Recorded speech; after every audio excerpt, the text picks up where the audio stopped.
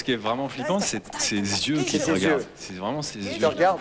Ouais. Il vous regardait quand vous avez fait un petit bisou. Vous savez que c'est un garçon, hein. Vous avez une fiancée, Thomas? Non, oui, j'en ai une, pardon. Elle va être contente. Elle va être ravie. Merci, Diana. Merci beaucoup.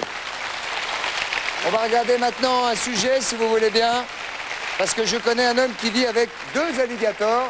Et d'ailleurs, il s'appelle Ali Alligator. Regardez, c'est très impressionnant. C'est une histoire extraordinaire d'un homme qui habite à la maison avec 2 comme ça. Et ils sont très costauds. Regardez.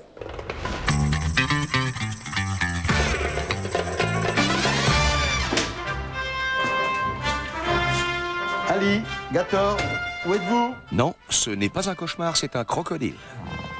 Et là, un deuxième crocodile. Je dis bonjour. Salut. Chez Philippe, Ali et Gator, ils sont comme chez eux.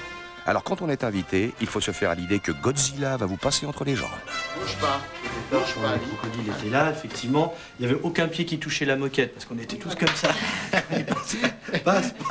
On pose les questions un peu, mais c'est dangereux, c'est quoi? C'est gros. Tiens, voilà. Bouge pas, Yorway. Un peu encombrant comme animal de compagnie. 45 kilos pour 2 mètres de long. Et encore bientôt, ils font le double. Mais les crocos ont aussi leur avantage.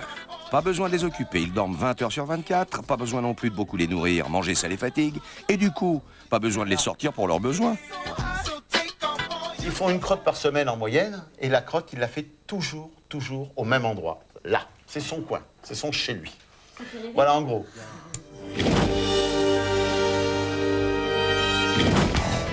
Cette drôle de passion, Philippe, ça lui vient de ses 30 années passées en Afrique entouré de reptiles. Alors les crocos, ça le connaît, et il sait bien que ces bêtes à sang-froid ne sont pas très démonstratives. C'est pas facile de dire qu'il y a une marque d'affection. Ils viennent pas nous faire des petits bisous. Déjà, il faudrait avoir des lèvres, ils en ont pas. L'amour avec ce genre de reptiles, si on peut appeler ça de l'amour, c'est un amour frustrant, parce qu'on donne. Tout ce qu'on peut recevoir, c'est une morsure. C'est fini. Oh! Ouais, c'est quand même plus sympa en sac à main. Ça reste un animal qui, avec la mâchoire qu'il a, est capable de vous faire, s'il venait à mordre et se mettre en colère et se mettre à rouler, il vous arrache une main, enfin, il vous démantibulerait un bras. C'est quand même des animaux qui sont puissants. Mais là, il sait que ce sont mes mains et il n'y a pas de problème. Il connaît mes mains. Ah, la main du maître. Il faut dire que les crocodiles respectent la hiérarchie. Le patron à bord, c'est Philippe, et pour rester le chef, une seule règle. Montrer sans cesse que c'est lui le plus fort et que c'est lui qui décide. Ils savent qu'ils ne rentrent pas dans la cuisine, n'ont pas à y rentrer, ils n'y rentreront pas. C'est un territoire, c'est chez moi, vous ne rentrez pas. Et ils le savent. Nous sommes les dominants, c'est nous qui gérons. Maintenant, on va leur donner à manger juste après. Ils attendent derrière la porte. Allez, vous poussez. Alors voilà, allez, viens manger. C'est pour qui ça? Regarde. T'en veux plus? Allez. Mauvais caractère. Le seul gros défaut des crocos, donc, leur caractère de cochon. Je suis parti un mois, je suis revenu au bout d'un mois, il m'a fait ce qu'on appelle, il m'a fait la gueule. Et j'avais beau l'appeler, il répondait pas. Et le soir, quand je suis allé me coucher, il était allé faire des crottes sur mon lit. Il boudait. Doucement. Qu'est-ce que tu fais? Bref, entre Philippe et ses crocos, c'est plus qu'une histoire d'amour. C'est caïman une relation de vieux couple. Hein, voilà. Eh oui, tu vas voir des belles dents comme ça. Hein, voilà.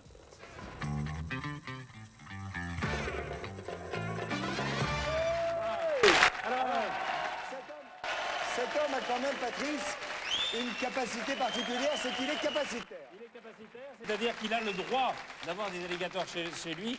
François, si vous voulez, par exemple, ne pourrait pas avoir des alligators chez lui. Non, François, n'insistez pas, vous ne pourrez pas. Vous ne pourriez pas. Et pourquoi? Parce que vous êtes capacitaire, vous n'êtes pas capacitaire. Il faut avoir la permission officielle d'avoir des alligators chez soi en appartement, comme Philippe que vous venez de voir. Et de toute Par façon, ailleurs, je signale que Philippe a une association qui s'appelle Infofaune.